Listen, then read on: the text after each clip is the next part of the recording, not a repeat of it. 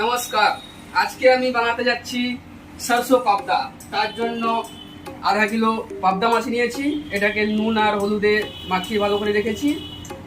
তারপর আমি নিয়েছি সানরাইজ পিওর মাস্টার পাউডার, এটা দু চামচ নিয়ে আমি এটাকে পেস্ট বানিয়েছি, ঠিক আছে। তারপর নিয়েছি আমি 100 গ্রাম কাজু আর 25 গ্রাম পোস্ত, এটার সঙ্গে আমি মিক্স করেছি, গ্রাইন্ড করে রেখেছি। তারপর এখানে কাটিং হচ্ছে।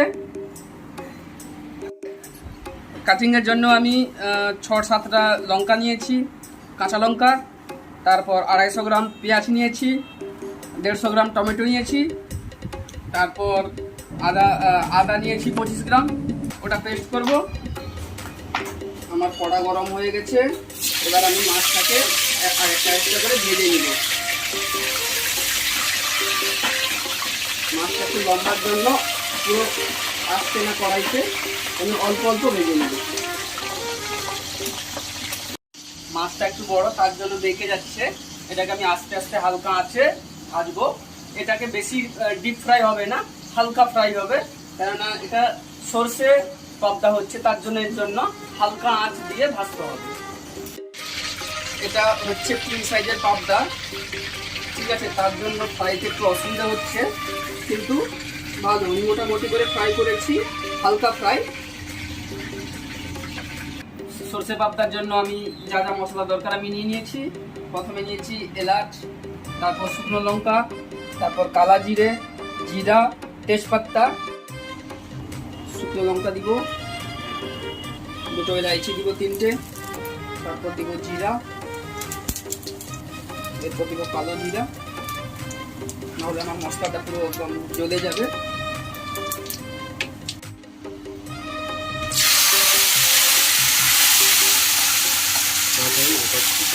এই পেঁয়াজের পেস্টটা দিয়ে দিলাম,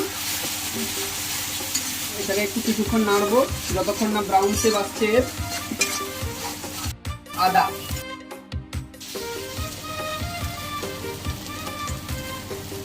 টমেটো পেস্ট,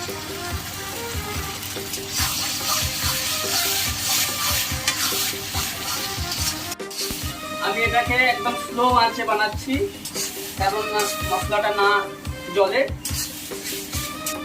এবার আমি দিয়ে দিব সরষে পেস্ট,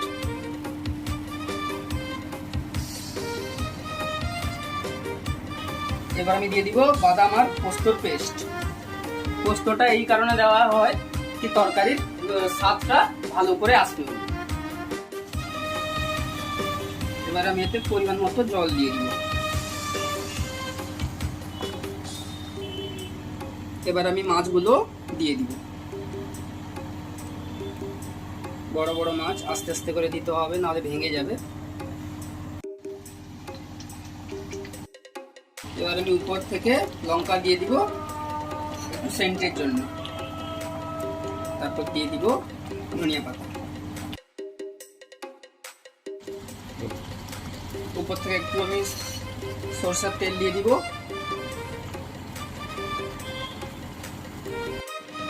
এবার আমি স্লো আঁচ করে এটা একটু ঢাকিয়ে দিব 2 মিনিট।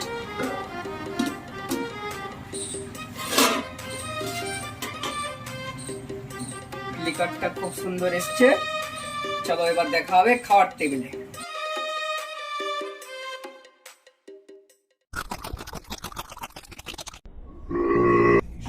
मधु, टेस्ट कैसा रहा? अच्छा रहा, बहुत अच्छा लगा, वो मैं बहुत खाया।